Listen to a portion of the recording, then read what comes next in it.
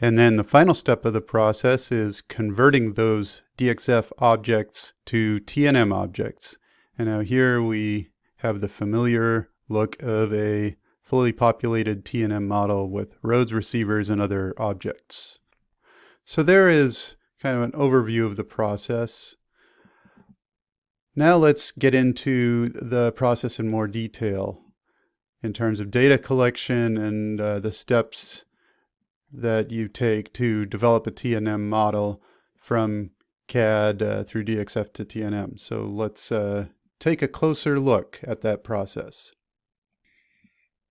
So when you're in the process of assembling your project, there's a lot of pieces that you need. You need the project limits and plans in a CAD or DGN format. And as we covered earlier, that's the project itself, the future build condition, as well as the existing condition. So you need the information for existing conditions, the building footprints, so that we know where to put receivers, and having the georeferenced aerial mapping is very useful. Topographic elevation data is very important. That needs to be georeferenced to plans so we can add the three-dimensional element to the model. Once we have the model coded, we'll need traffic volume data, and that's volumes, truck percentages, and speed for each of the roadways. And to validate the existing conditions model, we will need field measurements from short-term noise monitoring sites as specified in the Caltrans protocol, and simultaneous traffic counts from noise monitoring sites. That's not covered in this tutorial, but that's an important piece to validate the existing conditions model.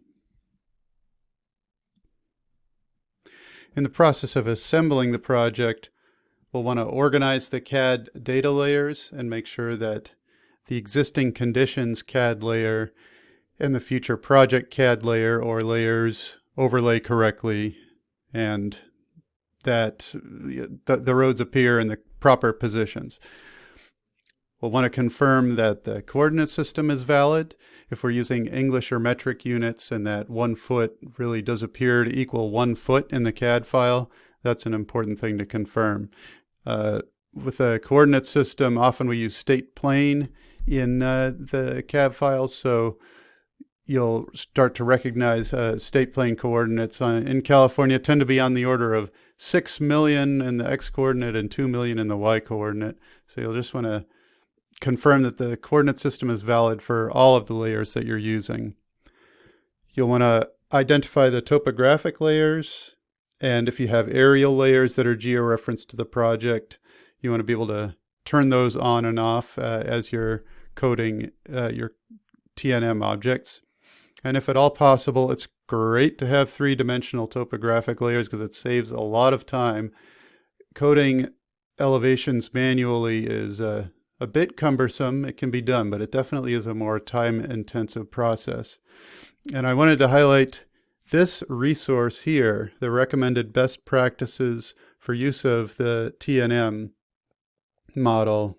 This has an entire section on sources for publicly available sources for contours, and it has a pretty in-depth explanation of these different sources, publicly available resources like USGS and Esri and many others. It's really quite a good discussion. So I recommend that if you encounter a situation where the topographic information isn't readily available from the engineers.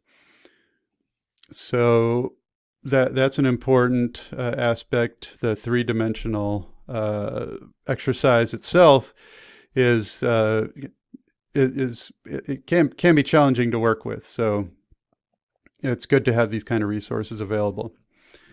So finally, as you assemble the project, it'll be important to have traffic data on hand.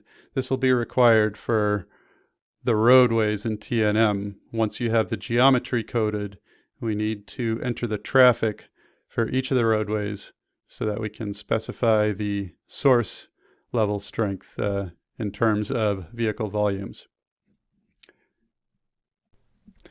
Next, now that our project is assembled on screen, as we'll see in a moment, we'll visually survey locations of sources and receivers. So these are the sensitive uses as described in the protocol: residences, lodging, schools, parks, places of worship, areas of frequent outdoor human use that correspond to the noise sensitivity of these activity categories.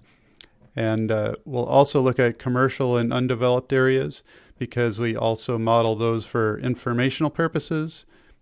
And we'll look at existing roads within the project limits. But also important to note that when we assemble our model for the existing conditions, the geographic extents of the model should extend beyond the project limits, even though our receivers are focused on the location of the study area. We want to fully account for the noise exposure that would be experienced from the total roadway. I mean, not the roadway stretching out to infinity, but a reasonable distance beyond the terminus of the project, so that you can fully account for the noise exposure that a receiver would experience. Now let's talk about how to set up the model. Here it's really useful to talk about modeling principles, and specifically the fundamental acoustical model. We can also refer to this as the source path receiver model. And this is a really great model for several reasons. As you can see, it's a very simple concept, and so it's easy to remember. The name of the model can be the same as the model itself, which is also a great quality. And we really use this idea all the time.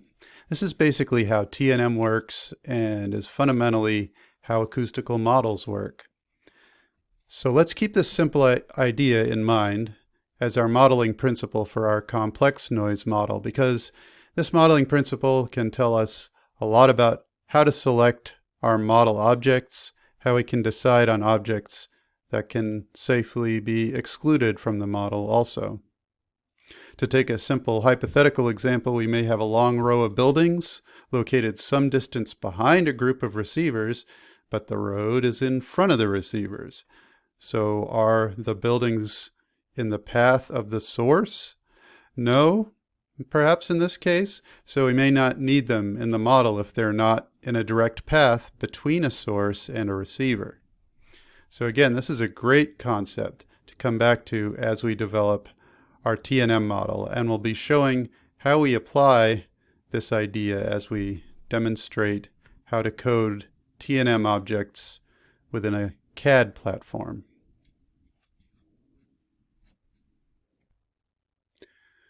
So now let's start to look at drafting TNM model objects. We'll start with a TNM roadway centerline in Microstation. This will be our source.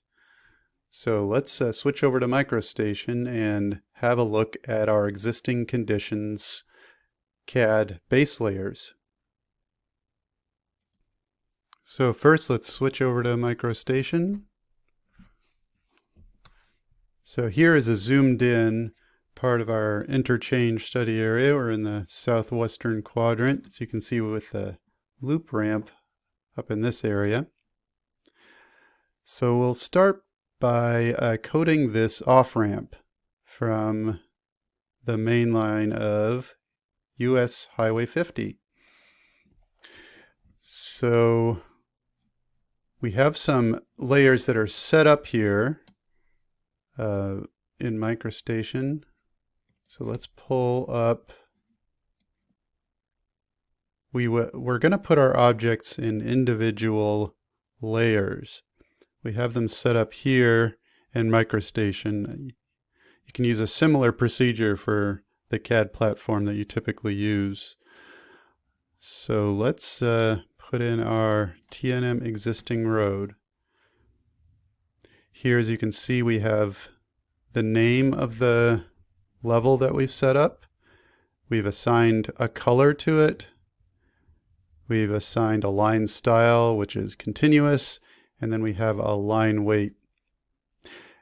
And we give it these attributes so that we can distinguish it from the background reference layers here.